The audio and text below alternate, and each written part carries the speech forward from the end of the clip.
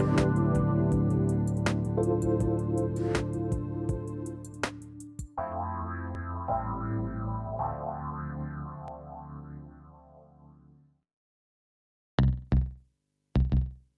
enough of the been there, done that ideas? Tired of too much talk and so little action? Rewind now and welcome to Transformation and Change Radio with Dr. Kathy Obear, where the vision of true equity, inclusion, courage, and purpose meet powerfully. Dr. Kathy delivers with dynamic, engaging conversation and the most authentically brave dialogue on air today. This hit show will challenge you to explore current issues of diversity, equity, and inclusion and deepen your capacity to choose courage to speak up to greater inclusion in everything you do. Fasten your seatbelts and accelerate your effectiveness to become a powerful change agent in your life, community, job, and society. Imagine true equity and inclusion and get the tools to really manifest your vision. No frills, no fluff, just really powerful, good stuff. Transformation and Change Radio starts now. Welcome to Transformation and Change Radio. I'm Dr. Kathy Obear, Center for Transformation and Change. I'm very excited about our guest today. We'll be talking about what can we do now, really focusing on white leaders, change agents, allies. How do we partner with other whites, partner with folks of color, indigenous folks to create systemic change? I don't know about you, but I was like, early on in my career, I'm like, I can do this when I hadn't done the inner self-work and healing I needed. So Dr. Victoria Farris could not be more excited to partner with you. I was trying to remember, we may have brushed paths, but I remember clearly at the end of NASPA, Student Affairs Conference, you found me and we had this phenomenal conversation, which left me feeling I wanted to continue living, working, and learning from you. And since then, we've had a chance over several years to work together, but you were in higher ed, in student affairs, really doing full person, full-bodied work and social justice work. And then in 2017, which didn't sound long ago until I counted up over 4 years ago, you started full-time consulting. I am so excited to have you here. Thank you for joining us today. Thank you. I'm so excited too. That when I stopped you on a corner crossing the street at NASPA, and that was over 5 years ago now. It kind of feels like yesterday, and also like I've just known you forever. And I relate as well. And the more I get to know you, I mean, we have some differences, and we'll get to some of those. For instance, your work really at the national level, sitting in, getting arrested at the Capitol. We'll get to that. But for now, could you tell us a bit about yourself? I'd like our listeners to know a bit more about how growing up maybe fueled your work in the world, how you're doing in this pandemic, and over a year since George Floyd was murdered. And so I still want to call it renewed time of racial reckoning. And I am seeing some backslash. Look, help me with, there it is. Yeah. White leaders saying, did I really say I want to do anti-racism work? I think I was kidding. So tell us a bit about yourself. It's always the hardest question to start with, I think. But thanks. I grew up, the more I think the older I get, the more into the work I get, the more I raise my own kids, the more I think my parents were really unique and impacted how I see the world and who I am in the world. Because I had parents who were far from perfect, but sort of disruptors in their own right. Like my parents were hippies. My parents didn't like being told what to do. My parents got married kind of young, so they didn't have to live with their parents and be controlled, right? And so I remember super clearly in the late 80s, I was probably 8 or 9 years old. At the dinner table, my parents talking to us about the AIDS crisis and what was true and what was false. And just being very clear, like people are going to say this and that is not true. And people are going to say this and that is not true.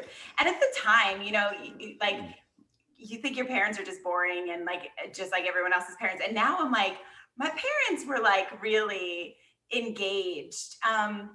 And so again, it's certainly far from perfect. There was a lot of kind of themes of white saviorism in my upbringing, a lot of themes of there was this racist history, but then Martin Luther King sort of saved everything and now things are different. And I grew up as a young kid right outside of Washington, D.C. in the suburbs in probably the most racially diverse place I've ever lived. And I then in middle school moved to New York and have lived most of my life in the suburbs outside of New York City. And while there's a lot of racial diversity in New York, the socioeconomic implications are pretty profound.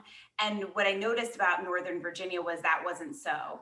Our houses all look the same, even where our families look different. And I think that that had an impact too, in a way that I didn't fully understand, because I didn't grow up seeing what I saw when I moved to New York, which was there were Black and brown kids in my school, and they lived here and I lived here and this person lived here, right? And so I think all of that kind of plays a role. And I've just always been a really curious kid, and was told I wore my heart on my sleeve and had rose-colored glasses, which the world tried to take away. And then I found therapy and have reinvited back into my life, because I think rose-colored glasses are a moderately good way to live sometimes. And as you said, I had a career in higher ed. My mom used to tell people I went to college, and I loved it so much that I never left, which was mostly true. I worked my way up, managing residence halls and doing student conduct and a lot of student support work. And again, saw firsthand the ways that systemic inequities were impacting students, first-gen students, students of color, queer and trans students, and grew increasingly impatient, as you well know, as an internal change agent. And then when I got my doctorate, my research focused on the role that white folks could play in disrupting systems of racism in the workplace. And the timing just all felt exactly right. What the research I'd collected felt too big to keep contained in any one place. And I felt like I had been invested into by so many people in such profound ways that I just felt like the next best thing was for me to pay that forward by getting in front of as many people as possible to talk about what was really happening around us in workspaces, in higher education and beyond, and what we could do about it.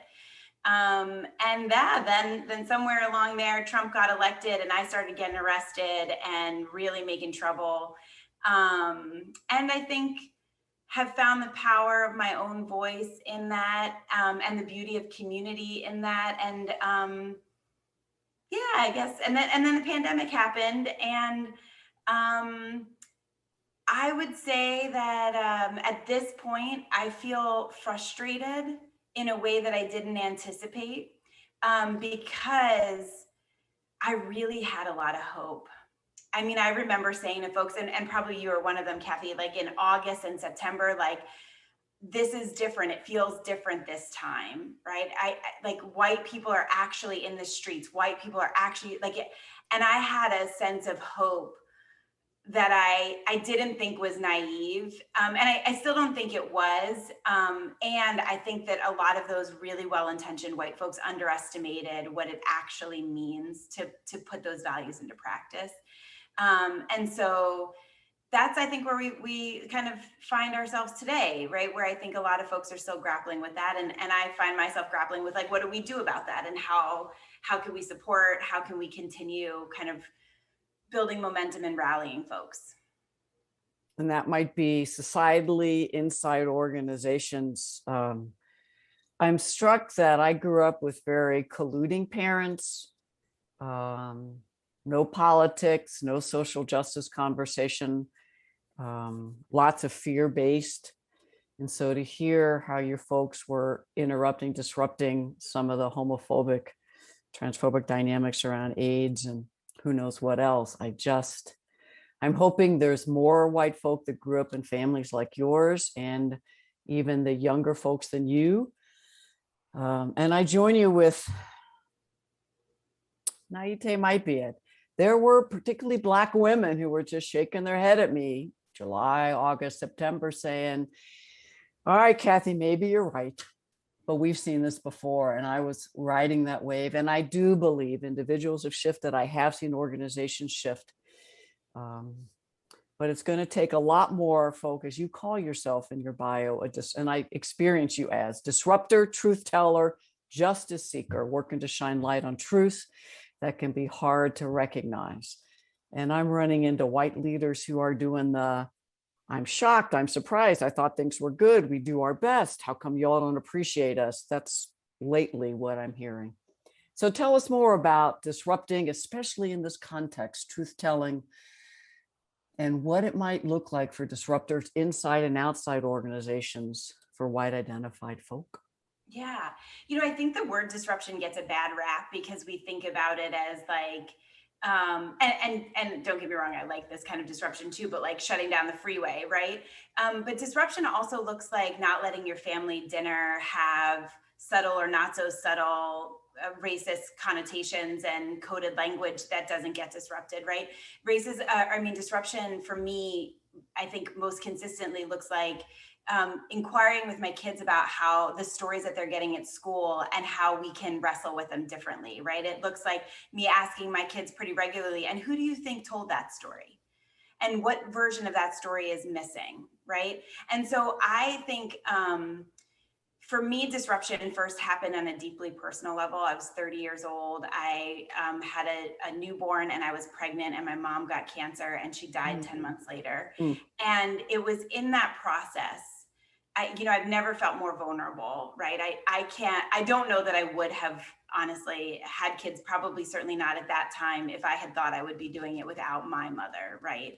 And so it felt so vulnerable. And I remember so clearly one day my mom said to me, all we have left is authenticity. So let's just talk about it. And it was so brave. And I think it really landed with me because it did strip away everything else. And when you strip away everything else, the truth is what's there.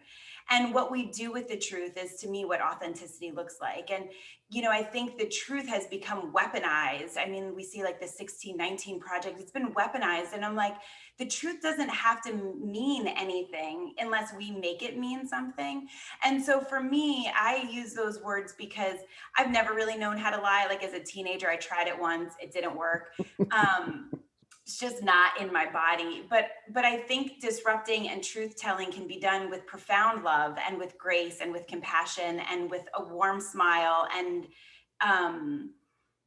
with love, right? And I think that love is one of the greatest like acts of disruption and of justice and of truth telling. And so I like those words because sometimes you'll find me disrupting in big ways with a loud voice, and sometimes it's just listening and saying like, I hear you, I've been there, and what can we do different this time? But I think that those are some of the things to me that are core to the world that I want to live in, is people who are willing to wrestle with the truth, even when it's painful, and who are willing to show up authentically, like my mom in that moment, even when it is so hard and so vulnerable, that we can recognize that those are the most impactful opportunities. So why do you think so many of us white people resist truth telling from folk of color, indigenous folk, discount, dismiss, hear white change agents who are speaking truth to power? I know in my own life, I held on to the belief that I was smart and better than, and I had done it by myself, pulled myself by my boots. So why do you think, as you interact with so many white leaders, change agents, folks inside organizations, why are we as a group resisting truth, disruption, and seeking status quo comfort? Well, I think we can't tell ourselves the truth. And I think until we can receive the truth with ourselves, it's very, very difficult. I won't say impossible, but very difficult to receive it from other people. And I think especially difficult to receive it from other people that we've been told aren't as good, smart, worthy, deserving, right? And so, but I think the hardest part is our own willingness to tell the truth. Because what you just said is you were taught all these things about yourself. And I mean, it has not been a fun path for me. I'm willing to guess the same for you. Like realizing like, I didn't pull myself up by anything, right? I had access. I grew up in a zip code. My parents went to college, right? And I often use the example of student loan debt. Like I have enough student loan debt to own quite a lovely home somewhere. And instead I live in a small apartment and pay Sally Mae more than I'd care to. And so that doesn't often feel like privilege, right? I think that I hear this narrative, like I had to work so hard, I'm constantly on the hamster wheel. And the only reason I've had access to that kind of student loan is because my grandparents owned a home and could co-sign on my loans. And my grandparents owned a home because they benefited from the GI Bill, which was deeply racist and provided white families access to public funds, which we don't want to talk about, but right. And so I think though, it takes owning the truth about ourselves and the truth that the things we've been taught have been lies, that they've been harmful, that I've caused harm, that my ancestors, I'm aware, but for generations, my ancestors enslaved people and ran plantations. Anything that I have has come at the expense of so many other people's humanity. And it is painful to sit with that and to recognize it. And I think until we're willing to see the truth in ourselves and for ourselves, we're not going to hear from somebody else. And I think that that's one of the really profound, often invisible ways that whiteness works. My guess is this is tied to your research, because you really had powerful conversations with folks of color to hear their thoughts, their hopes, what white people need to be doing differently. And my guess is a theme of that is our own self-work and healing work. So we tell ourselves the truth, recognize systemic racism, white supremacy, how we're at least I do still have racist thoughts, white supremacist beliefs that I'm pulling out every day. Could you continue weaving? I don't have to say nothing. You could talk the whole time, but thank you for letting me come in occasionally. Tell us a little more about what you found in your research, and particularly what's critical these days for white allies, change agents, and leaders who may not quite be ready to make that shift they need to make. It's so interesting. I literally just this morning published a blog post where I kind of talk about some of this, because my research, I spoke exclusively to folks of color about their experiences with workplace racism and what they wished their white colleagues and supervisors would do about it. And what came from it was just this extraordinary map. It feels like a roadmap of what allyship, what effective allyship could look like. And at the time when I was doing my research, most of the research on allyship had been authored by white people. And I fundamentally, philosophically, don't believe that white people define what allyship is, right? That's so self-indulgent. And so what I wanted to do was hear not what I think it should be, but what are the people who are experiencing the harm saying, right? And there was this just real clear path of really understanding. That was a really big takeaway. I wish white people could really understand the pain, the impacts, the emotional toll, the physical toll, right? The impact it has on my family, me as a parent, driving home after a day and then, interacting with having to be mindful of staying safe. I could leave work and go to the mall and nobody's following me around except to try to help me, right? And so this idea of, I just wish white people could understand, they could get it. And I wish that they would talk to each other, right? White people love to say to me, this was so racist or this happened, but they don't want to say it to each other. And that's not actually shifting the tide. So some of my biggest takeaways were the lack of meaningful understanding of emotional understanding of impact, and the sort of self-indulgent way that and I did this forever, want our Black friends and colleagues and coworkers to know that we notice without actually having to take on any consequences or changes in our own lives.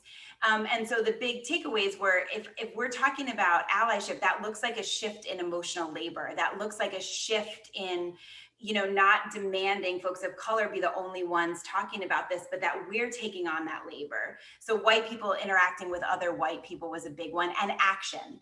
So it was meaningful understanding and action. But it's only, I would say, through this past year that I have, in observing some of the things we talked about, of this momentum that looked bigger than I had seen previously, and now this backpedaling, that I think I started to connect things I was doing in my personal life, therapy, healing, a lot of deep healing work, after leaving higher ed, working for myself, healing up that hustle culture, capitalism, all those things, that I think now I see how those two things are connected. That I do think that one of the big missing pieces is we can't intellectualize ourselves out of white supremacy.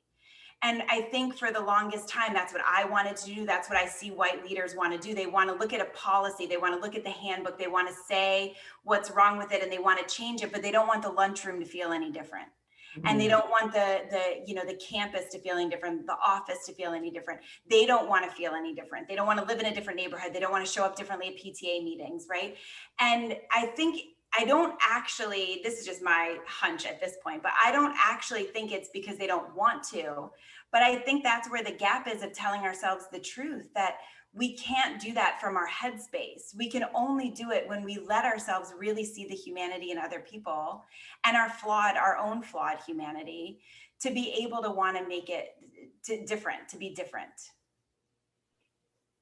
I could be wrong, but you're having me think about part of that is to really realize we're not smarter, better. We're humans together. And it might even look like this for a while, meaning that folk of color, indigenous folk actually have far greater competence on how to thrive, survive in the systems we have, how to change them with lots of wisdom. And it's only been relatively recently, I've been on a journey to listen to, agree with, follow the leadership of. It was about a year ago, I was in a workshop, African-American woman who's 15, 17 years younger. And I truly felt in my body what it meant to know I'm not as competent in this moment in general. She's incredibly competent. I will follow the leadership of, partner with.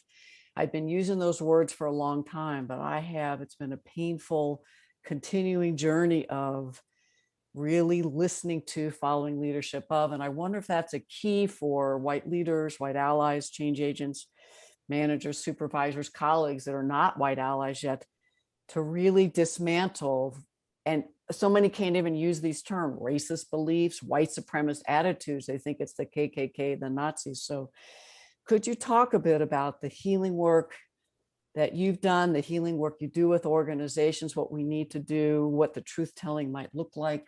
Because organizations are listening like, all right, I want to do it, but how? Mm-hmm. Yeah, I mean, I think I everything you said, I completely agree with. I think everything I've learned, not everything, but so much of what I've learned about healing, about joy, about community, about authentic relationships, about dismantling systems, has come from Black women, people of color, and trans folk, right? Because of what you just said, right? There are so many folks who experience so much violence and harm from these systems, and yet figure out how to live with joy and grace and dignity, even in pockets. I don't want to glorify that experience, because nobody should have to do that. And the fact that those folks showed me what was possible. That the idea that like we shouldn't all have access to abundant joy, to me, is a byproduct of white supremacy. And I think that that's an important part of this too. I think for me, it's been important to think about, what does liberation look like? And I don't know the answer. I look to other people. And what I see in communities that I share space with is liberation looks like joy. It looks like walking down the streets and knowing you're safe. And you can do that however you want to, as long as you're not harming somebody else, right? And so when I start to think about those principles, then how do I embody them? But not just how do I embody them, it's like, how do I pair that embodiment with the expansiveness that we could all embody them? And I think that, and I did this for a long time, like I think I felt guilty about any privilege that I had or any joy that I had. And like, how can I take a weekend off and just like play in the woods with my kids when other people are experiencing? And I'm like, I want everyone to be able to play in the woods with their kids if they want to, or whatever, right? And I do think that it's been in recognizing what that community and joy looks like and what liberation can feel like that has helped me feel motivated. Because I don't think that being socialized as a white person, that was part of my upbringing to understand. Mm-hmm. And I think it is one of the ways that white supremacy harms white people, because our humanity gets lost in the system too. And so how does that shift into organizations, I think is tricky. And I think the first and biggest and probably hardest part is there is no right way to do it. And, I have that daily chat with myself. Like, I just told you I posted this blog post, and part of that conversation with myself is like, this is my story, and it will resonate or it won't. And some people will disagree, and I will listen and maybe I'll get better as a result, or maybe we'll just hold space for multiple perspectives. And I don't think that organizations are built to navigate things that way. And I think that what I've seen is folks want an end goal, right? They want to bring in a consultant and say like this, and this, and then you have this. And, so often I'll do a workshop or I'll kind of start the work, and I partner often with my colleague, Jen Fry, and we joke, we always keep room in our schedule for the week after our first long workshop, because inevitably the CEO, one of the leaders, is like in a panic and needs to get on our calendar because they're like, people are spinning over here. And we're like, perfect. Right? Like, I think that what I wish folks would get a little bit more on board with is the understanding that this is a process of muddling. And if we could all just get more comfortable muddling together and listening together and not expecting it to be neat and tidy, we could make the process even a little bit fun, because we could laugh at like, I don't know. And imagine leaving a boardroom where nobody knows the answer, but you just talked about some important things and maybe you made progress and maybe you didn't. But like that, I mean, just saying that, I can hear the anxiety and like the tension in people's stomachs who have been taught that if you didn't follow the agenda, you didn't have a successful meeting. But I think we have to find the balance of centering the voices and perspectives of those who are most harmed by the system and not demanding it, and creating first a container where folks know that that investment is worthwhile because you're going to do something about it. Because what I'm hearing now is like, you had me at 3 listening sessions, I poured my heart out and you haven't done anything about it. And that makes this place even more hostile than it was a year ago. So I think the action is essential. In partnership, following leadership of the folks most harmed hearing.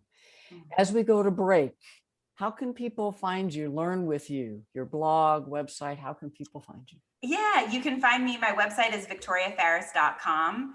And I am not the best at social media with the exception of Instagram. I enjoy playing on Instagram. So you can find me at Dr. Victoria Farris on Instagram also.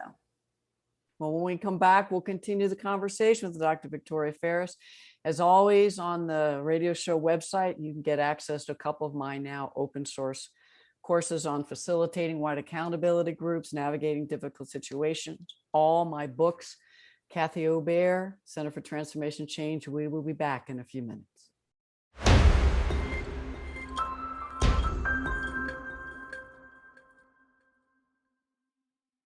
Thank you for coming back. I'm Dr. Kathy Obear, here with the wonderful Dr. Victoria Farris, Farris Consulting, and that's Farris, in case you're still trying to find her on the websites. We left off beginning to look much more at the work whites we need to do internally, and that might be folks that are multiracial, biracial, with white as ancestry, in my opinion, folks that might claim white, Latina, it's really anyone who has absorbed some of the beliefs of whiteness, white supremacy culture, racism, that wants with the groups of whites to do that healing work. At least that's how I do white accountability groups. Would you talk more about how you work with whites? Because a year and a half ago, I had some clients that wanted to start mixed race, and that'd been the work I'd been doing, partnering. And there was something about the moment in time. I don't know if it was just pre-pandemic. I don't know what it was. We were in the middle of 45. But at least the whites in the group were not ready, prepared, and not demonstrated their skills, capacity. They weren't willing to listen. They were still real defensive and fragile. So I have moved to doing parallel work, white accountability and then BIPOC affinity. So what do you do? What do you recommend? And if you do the white work, what's some of that white accountability group work you do? Yeah, I think that's such an important point, Kathy, because I think I find white people are very resistant to working in white-only spaces. Like when I'm like, we're gonna get into a caucus, it's like, right? What? Hold up, because I think it feels counterintuitive. It feels like, and lately I've been hearing this wheel spinny of, I'm not the one to do this. but I don't know how to do it. I'm not best suited, but also I'm not going to get up and leave the table and give up my space to somebody who is best suited. And it feels like another sort of manifestation of the self-indulgent way that we want to feel like good white people, like we're doing the thing, but I don't want to do it. I don't want to take over. I don't want to speak over. And don't get me wrong, I think it is really hard to navigate. There are so many conflicting messages, right? I said we need to center and follow and listen to. And if you're in an organization where you're like, well, the highest level person of color in this group is an assistant director, right, or a manager, not a vice president, then how do we do that? And I'm not saying you should ask that person without any compensation to lead you all. But what I think then has to happen is what you're talking about, where we, as white folks, engage with each other in truth telling, in disrupting, in honest accountability about why is this table filled with only white people, or other sort of white adjacent folks of color, right? I think you made an important point about, I think there are distinctions between and nuance within anti-Black racism and racism overall. And I think we really have to have a reckoning with anti-Blackness. Because I think a lot of organizations have elevated other people of color while upholding lots of anti-Blackness, and that is also not what equity looks like. So I think that simultaneous work is really important, because again, I think when we wrapped before the break, I was saying folks are saying, I did this, I went to your listening sessions, I shared my stories, and nothing has changed, and that actually feels even worse than when I just sat here and kept it to myself, because I put my trauma on display. And I hear folks call that trauma porn. I hear folks call it like voyeurism, where white people want to hear it and watch the videos that circulate online and then not actually do anything about it. And I think we have to be honest about the ways that reinforces harm. And so I think this goes back to, there's no one right way to do it. And so maybe the best work you can do within your organization is white accountability work, to get your senior leadership, to get your organization to really be in a place where you can center and follow the leadership of people of color. Because the other trend that is happening is we're elevating, all of a sudden, we're hiring a Black woman into a senior vice president position when the organization is not in any way interested or capable of following her leadership and supporting her leadership. And then she fails. And then we have an argument as to why it didn't work, so we don't need to do it again. There's actually, I've heard it called the glass cliff. I think we talked about that recently, right? It's a phenomenon that's being written about. It's happening so frequently. And elevating one person into a senior level diversity and equity position is also not what meaningful inclusion and equity and change looks like. Having a guide is important and valuable, and one person can't change a culture of an organization. So one of the things you've heard me say about systemic change requires systemic response, or systemic issues require systemic response, right? If we have systemic issues societally, in our local communities, in our organizations, we need to think about structural and systemic responses to it. And one person is not a structural response, right? A grappling with policy, a grappling with culture. One of the workshops that I often do is about how whiteness shows up at work, because the way I say it in a nutshell is, I spent my entire career feeling incredibly comfortable in every workplace I've ever worked at. And what I now understand is, the more comfortable I felt at work, the more steeped in whiteness the culture was, where we ate food that I was familiar with at staff gatherings. We went to places that I felt invited and included at, restaurants or social events. We made decisions in ways that connected with me. I worked with people who had similar interests with me, right? And the time that I worked on the most diverse, there was a time I was the only white person on a team. And I was constantly like, I don't know what that means, or what's this, or what's that. And it was wildly uncomfortable. I would be lying to pretend anything other. It was the most uncomfortable I have ever felt at work consistently. And that's what equity looks like, right? White comfort has to be disrupted if we're really looking at cultural and systemic change. And I think that's where it goes back to the healing stuff, because I think our capacity for discomfort and our ability to parse out the difference between feeling uncomfortable and feeling vulnerable versus feeling unsafe and targeted those messages get really clogged, especially when we're not aware of our bodies and the sensations in our bodies and those like deep subconscious responses. And so to me, that's where healing comes in. You know, navigating, you know, losing my mom and personal things has expanded my capacity for difficult and uncomfortable situations and for vulnerability in ways that I didn't know would become essential to my work as a white accomplice and ally. But I think that that's where those two things come back together. And I think that when white people sit with other white people and in accountability spaces and talk about, this is uncomfortable. I know it's uncomfortable. I see you. You see me. How do we grow together? How do we support each other? That can be powerful transformational work. And I think we have to get over the idea that if it's not happening with people of color, that means it's wrong. Because if we're not trustworthy, then we're causing more harm. And I think if we centered harm reduction over what we think it's supposed to feel and look like, we'd find a different path. So powerful, centering harm reduction. And I hear white folks say, this is harmful to me. And it's like, actually, this is healing. To recognize racist attitude, white supremacy beliefs that are in you. Let's honestly disrupt them, shift. You can reclaim your humanity, as you said, and actually partner with. So accountability. Most white folks I know are not going to do this. I talk about getting this in the line of supervision so that from the very top all the way down, we have clear expectations. It's built into performance appraisals. What do you talk about around accountability, and how are you helping organizations not have the glass cliff? And folks haven't heard Angel Howard, that was last month, really talking powerfully as well. What are some ways that you see systems changing to increase the capacity, competency, not a nice thing to do, but it's a business outcome that you're required to do? That's such a tricky question. Most of my work has been in higher ed until the last year. And what I will say is working outside of higher ed has shifted my understanding of what change is possible. Because I worked with a Fortune 500 company that in one quarter shifted 25% of their C-suite intentionally by racial demographic. And in one quarter, so in 3 months. Wow. And when I saw that, it increased my frustration profoundly because it showed me what is actually possible.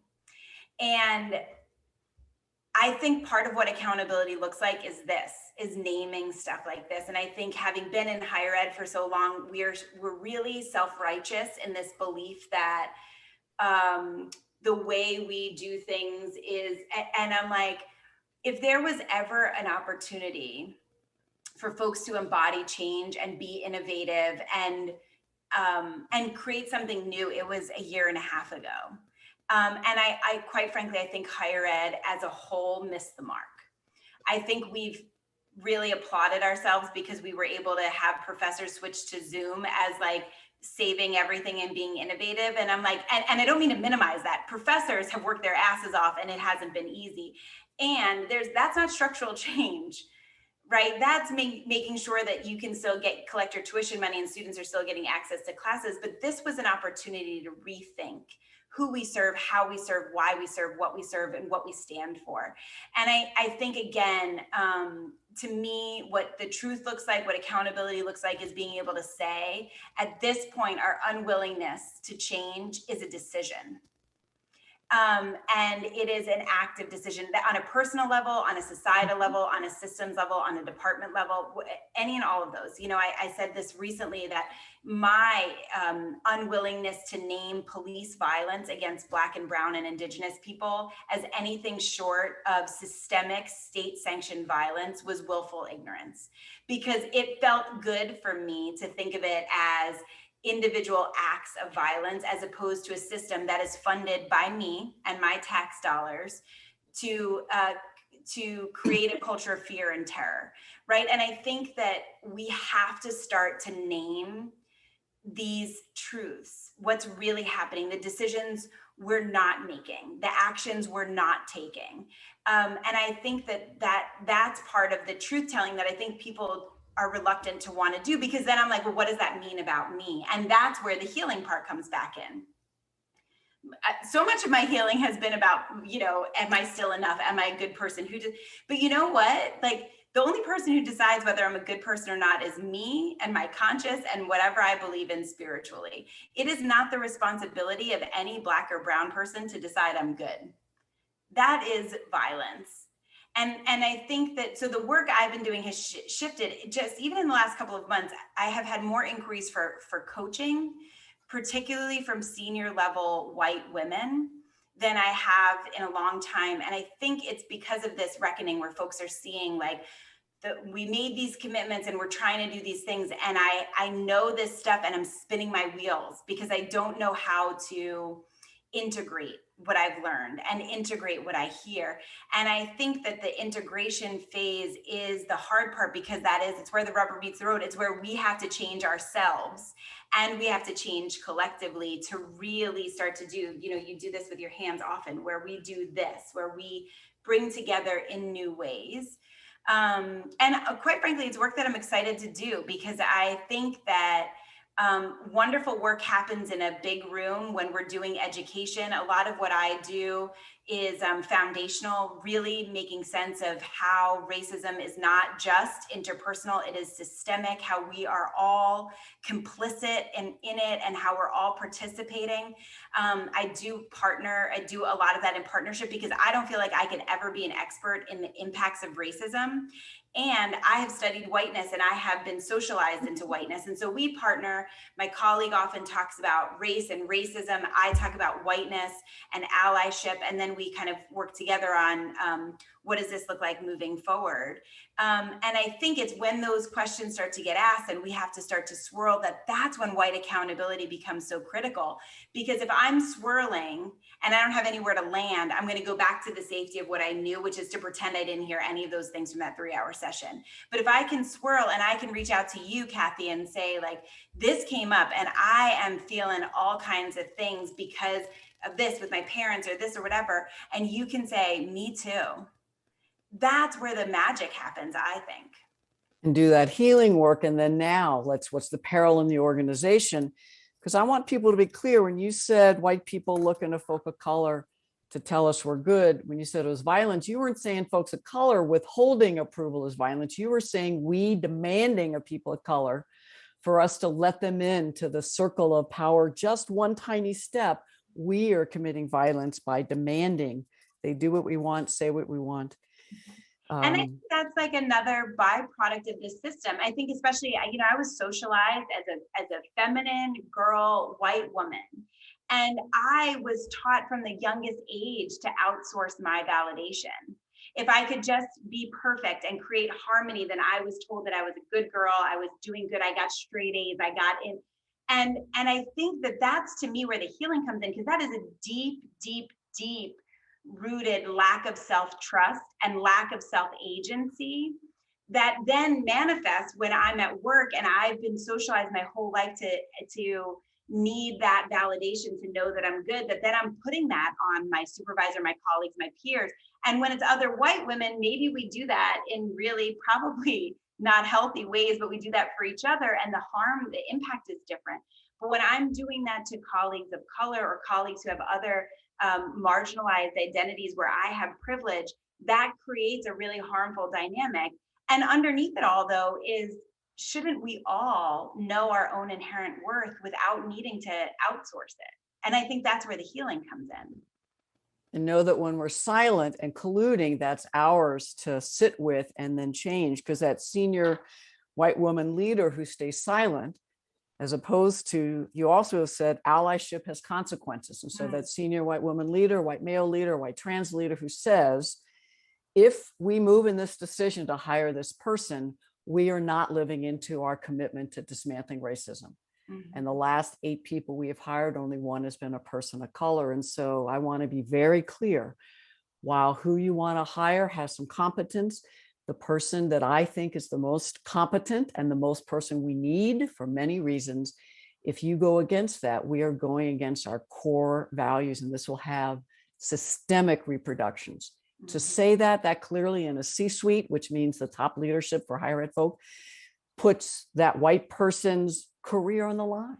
Mm-hmm. Because they may stay in that job, but they could be moved out. But the truth is, and if someone else agrees, and if you've done your work beforehand, so you're not the only person, that is standing up leadership, change agent, the kind of courage, bravery that's needed. As we just close out, any final thoughts, reflections, hopes for leaders, hopes for folks that maybe don't have the positional power, but want to be a partner in change? Mm-hmm.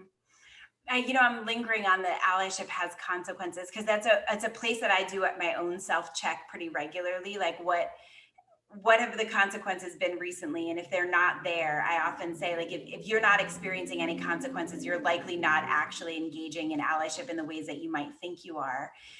And that sounds, this goes back to my rose-colored glasses, but the flip side of that is what comes with community and being an accomplice and being intertwined in a struggle where you're willing to put things on the line with and for one another is the most profoundly beautiful thing I've ever experienced in my life. And so as hearing you say it, I'm like, I shouldn't say one without the other. Allyship has consequences. And on the other side, there is such opportunity for what our world could look like, because it is also exhausting to carry around the mask of white supremacy. It is exhausting to pretend I know everything all the time, that I'm dominant all the time, that I'm not insecure. It is exhausting to put myself in competition with people all the time. And that's all a choice. And so I do think we have to get honest about the consequences. I think that looks like consequences at work, to your point. I think it looks like consequences with family, where maybe, every time there's a family dinner, somebody in my family calls me and tries to tell me that I should play nice at the dinner table. And every time I remind them that, like, I'm not, and if you don't want me to come, and nobody's ever actually uninvited me. And I've been moved off of committees and quietly not invited to lunches and dinner parties. And it looks like family, like my kids have been at protests, my kids have been in spaces, and my kids have sat on their iPad for 2 hours while I made calls for something or went to a training or a workshop. And I think we need to think about consequences across our lives, that, I think my kids are better for it. And the way that I raise them looks different because of the ways that I want to be in the world. I was just at an event, a school event yesterday, and I go through who are the people who are my Facebook friends, because they're the ones who know. And, are they going to say hi to me at this thing, or are they not? And those are some of the consequences, right? So, and like I said, I think the opportunity that we could live in a world where there is meaningful connection and joy and community and liberation is so beautiful. It is worth every consequence imaginable. And you're balancing that with the liberation and healing. Last week, I developed a new handout. You were one of, I think, 5 other white folks I sent it to. And so the community of white change agents, colleagues who will tell me the truth, friends, as well as colleagues of color, who will partner with I'm a different person. The more I do my inner healing work, the more I show up in partnership, the more I go out on a limb and say, here's what's next. Mm-hmm. White people,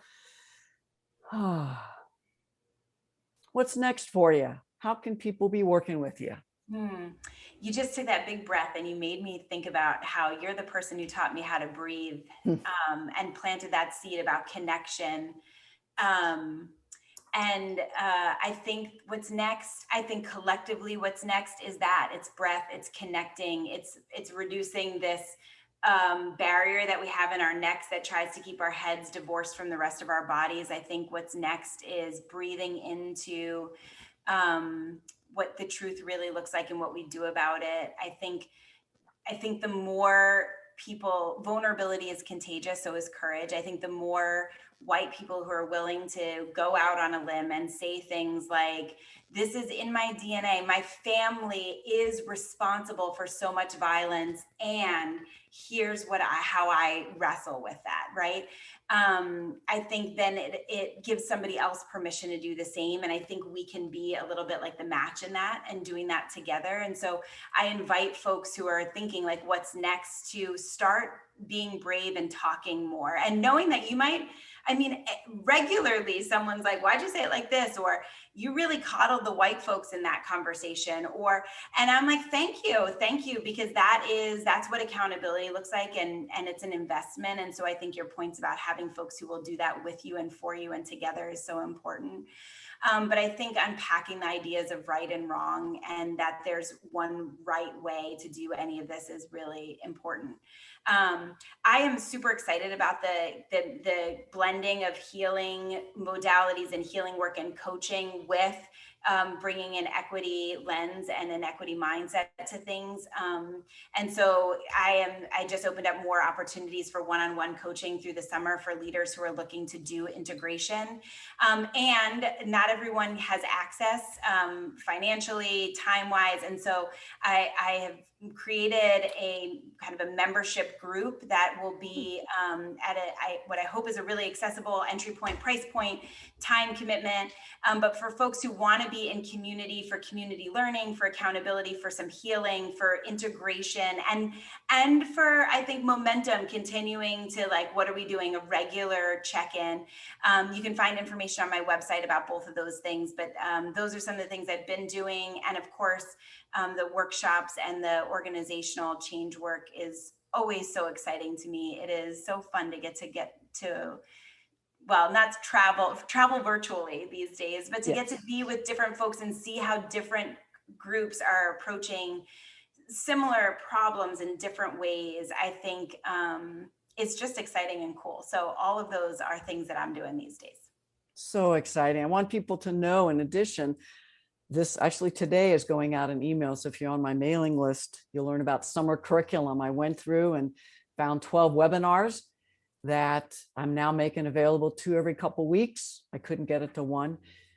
Because what I'm realizing is so many people exhausted, particularly Indigenous and folk of color, and some white folk, and maybe many white folks given pandemic. And so how do we rest, heal, while we keep momentum? Free resources, as well as lots more free resources on my website, drkathyobear.com/resources or /events. As we close, hopes. If you could wave a magic wand, what would your dreams and hopes be for all the white leaders in higher ed, nonprofits, corporate America, K-12, folks that are in criminal justice system, if you call it that? I could keep going. Government. What are your hopes for white folks in this moment in time? What's possible? You know, that's such a complex question. When I think, the first thing I thought of when you asked me hope is my kids and kids. You know, I heard my kids, the beauty of Zoom school is you get to hear things. I get to hear things I wouldn't normally hear. And I heard my kids say something about genders and colors, like genders don't mean colors, or colors aren't tied to gender. And just because a parent puts a kid in a certain color doesn't have to mean anything. People get to decide who they are and how they are. And I just, you know, this is a 9-year-old. And I think that, I get hope from knowing that it's possible, because what I see is that if we give each other permission to think differently, it's possible.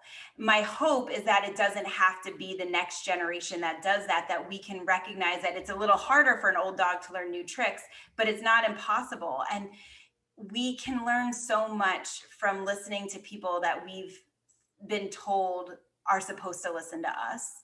And that's kids, that's people, you know, people of color, Indigenous folks. But I think my hope is that people will breathe and realize that we don't have to experience the world behind a coat of armor. It can be different. We just have to be willing to take the first step and, like, imagine that and let it be. And let it be and be different. Dr. Victoria Farris, drvictoriafarris.com. I get that right? It's just victoriafarris.com. victoriafarris.com. Thank you so much. I wish you and your kids and all the best. I'm Dr. Kathy Obear, Center for Transformation and Change Radio. We'll see you all next month. Take care. You've been listening to Dr. Kathy Obear on Transformation Talk Radio. Thanks for tuning in, and be sure to catch us next time as Kathy inspires listeners to become agents of change, motivate, innovate, and speak truth to power. Step into the courageous you that will change the world. Connect to life-changing conversations to extend your reach. For more information on Kathy and her work, please visit drkathyobear.com. That's drkathyobear.com.